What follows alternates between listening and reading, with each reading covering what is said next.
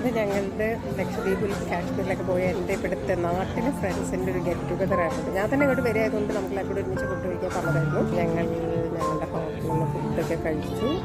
അത് കഴിഞ്ഞ് എല്ലാവരും കൂടി സംസാരിച്ചു. ഞങ്ങൾ ഫസ്റ്റായിട്ട് ലക്ഷദ്വീപിൽ പോകുന്നത് ഇവരുടെ കൂടെയാണ്. ഞങ്ങൾ 24 പേരുള്ള ഒരു ടീമായിട്ടാണ് അന്ന് പോയത്. ആ കുട്ടികളൊക്കെ അവിടെ ഉണ്ട്, ഒരാൾ മാത്രമല്ല. ഹായ് നൈഷ, എങ്ങനെ ഉണ്ടായിരുന്നു നമ്മുടെ ലക്ഷദ്വീപ് യാത്ര? അന്ന് നൈഷ എത്ര ചെറിയ കുട്ടിയായിരുന്നു? ഓർമ്മ ഉണ്ടോ? എന്താണ് ഓർമ്മ ഉള്ള ലക്ഷദ്വീപിനെ കുറിച്ച്? കപ്പലിലോ? ചെറിയ ബോട്ടിൽ. ആ, സ്നോർക്കലിംഗ് അല്ലേ?